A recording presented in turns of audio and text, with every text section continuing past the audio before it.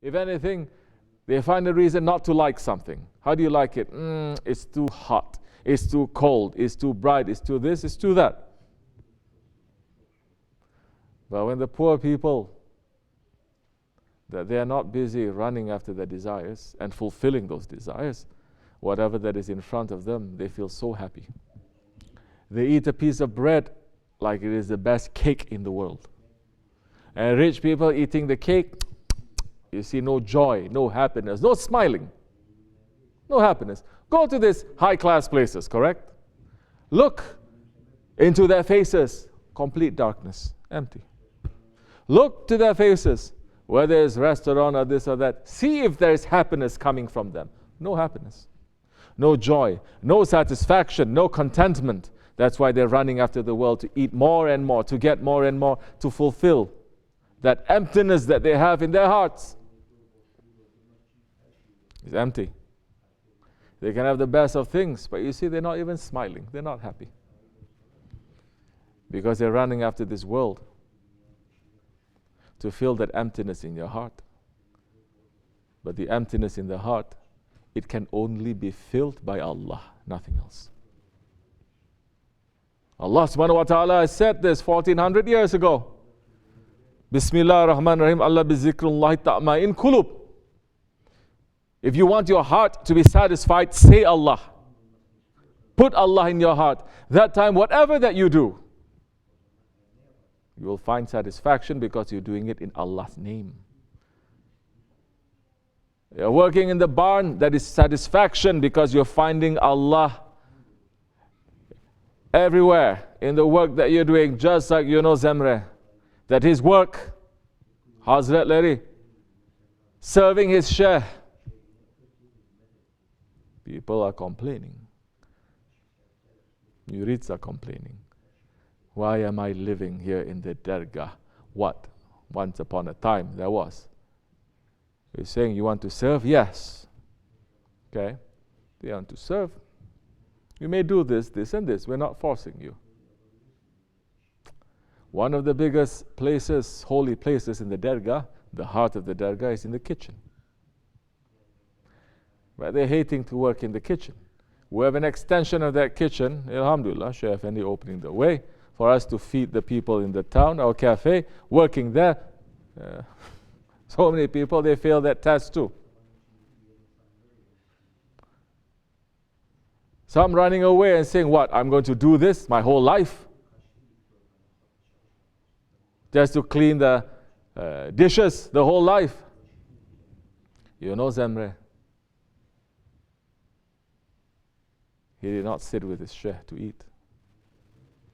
How many of you sit with your Shaykh to eat? Everyone. You know Zemre, he did not pray behind his Shaykh. He did not make zikr with his Shaykh. His position in the Dergah was so low through the eyes, through the outside form. And he wasn't running to become Imam, Muezzin. He wasn't running.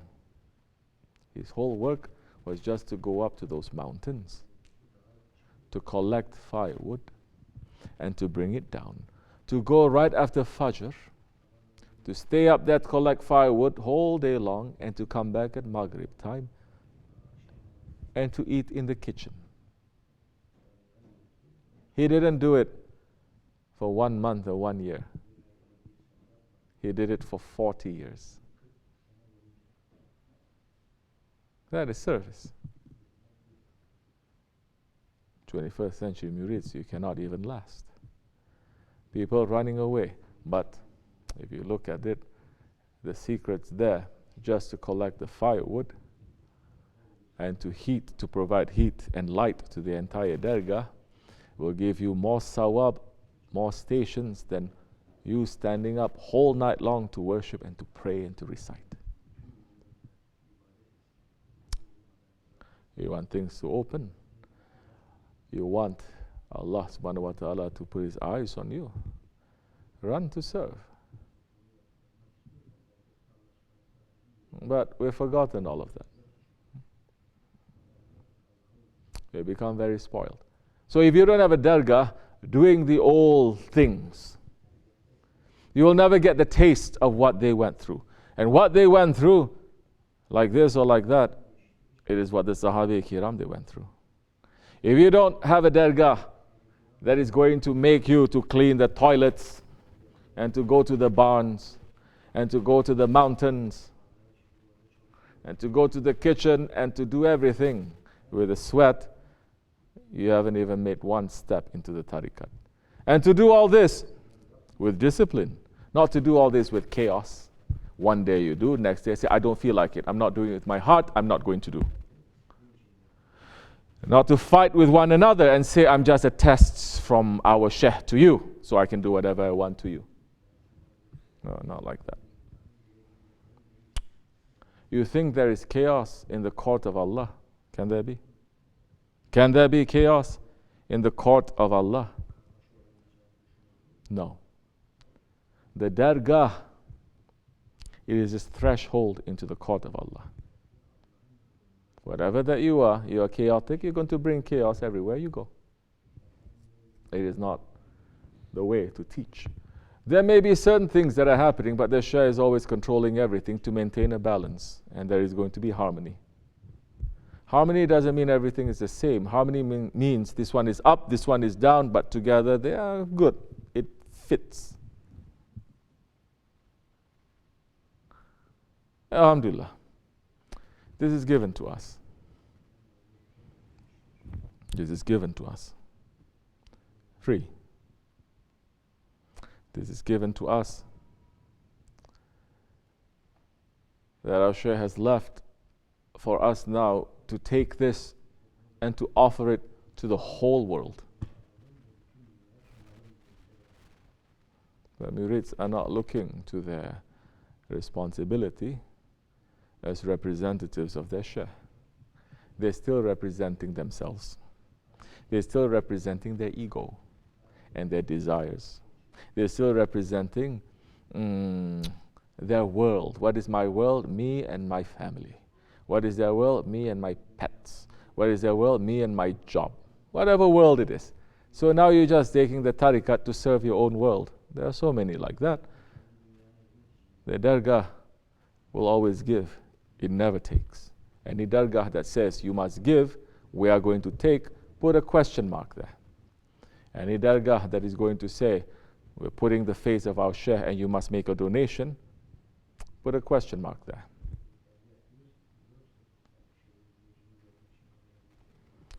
We are taught, alhamdulillah, by Sahibul Saif.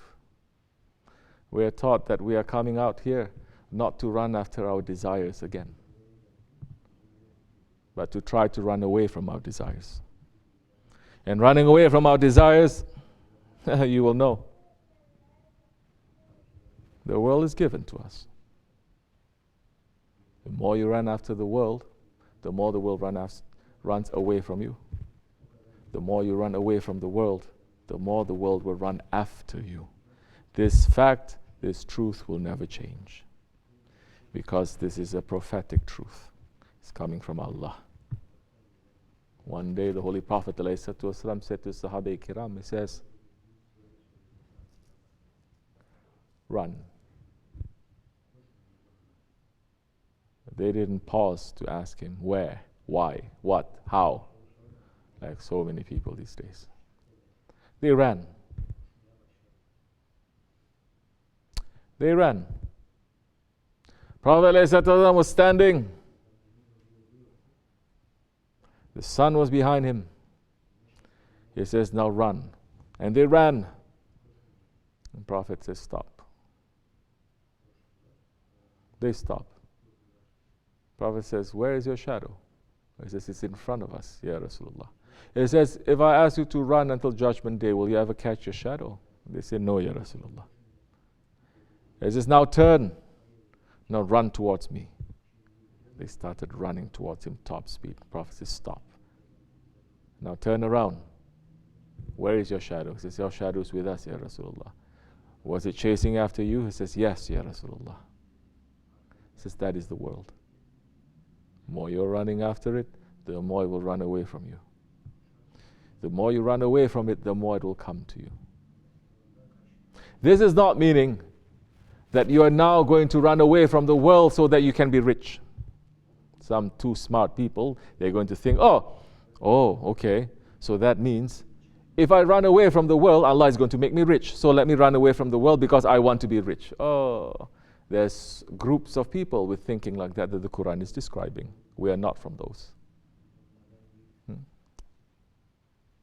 It's those ones who give up from the world that the world is going to run after them.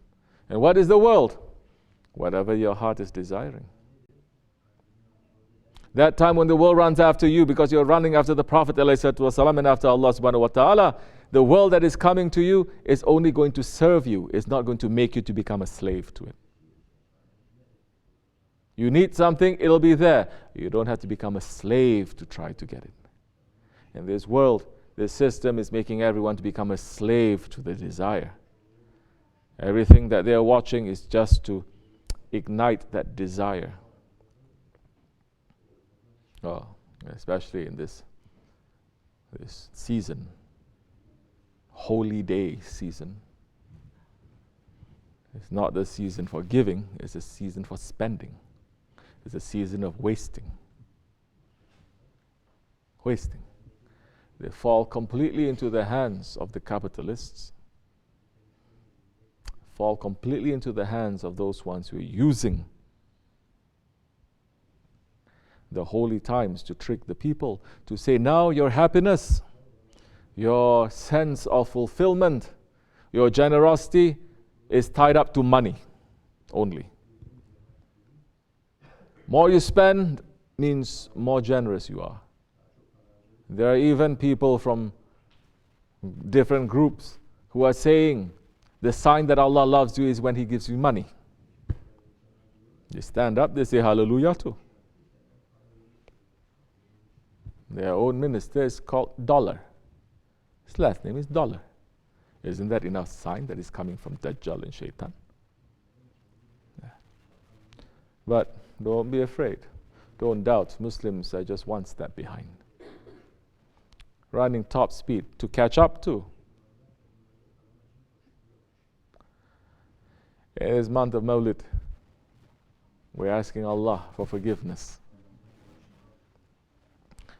Because the Prophet ﷺ,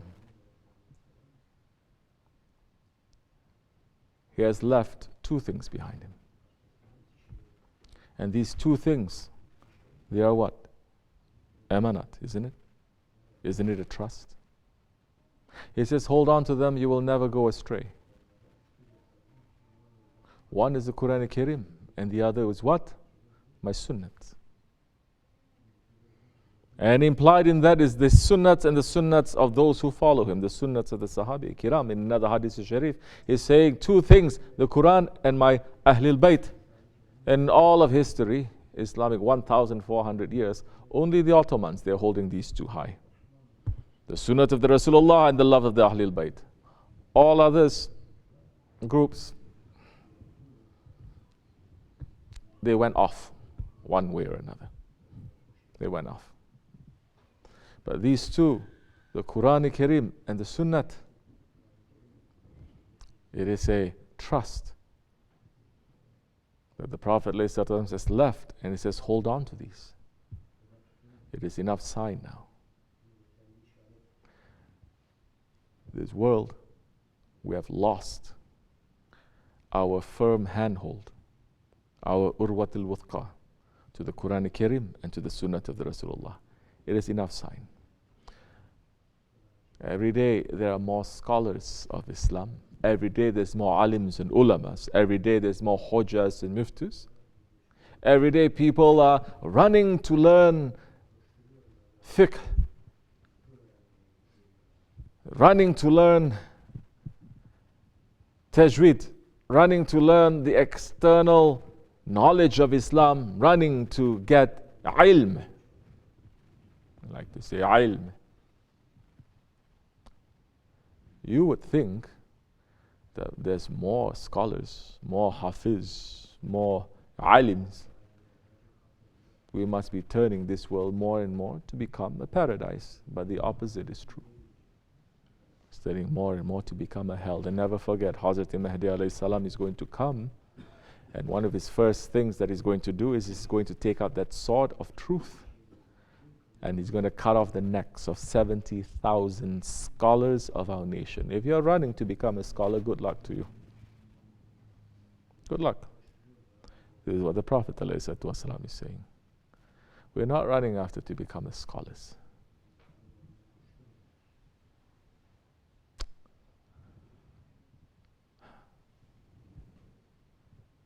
You would think now, this whole world is becoming a paradise. With so much advancement, so much technology, so much education. But no, it is not. What is it proving now? That we are letting go of the Quran Karim. And we're letting go of the Sunnah of the Rasulullah alayhi salatu wasalam.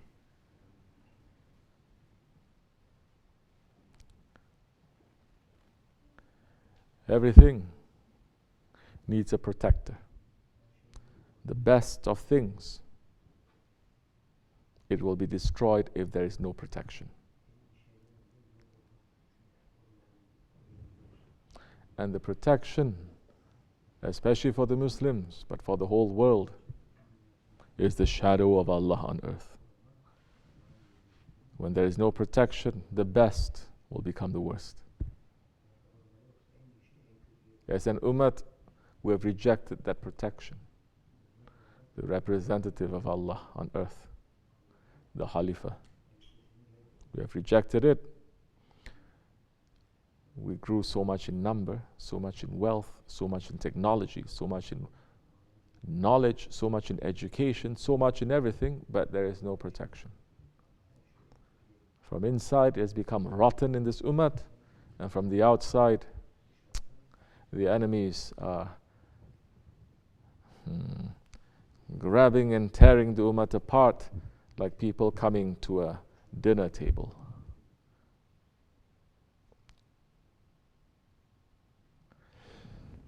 May Allah make us to stay away from the fitna of this Akhir Zaman and to keep ourselves clean, inshallah, to have a simple life. We are here to have a simple life, to do our own thing and to wait until Hazrat Mahdi alayhi salam comes, declares himself and calls the takbir. May Allah accept our weak service. Wa min Allahu tawfiq. Al-Fatiha. Amin. Assalamu alaikum.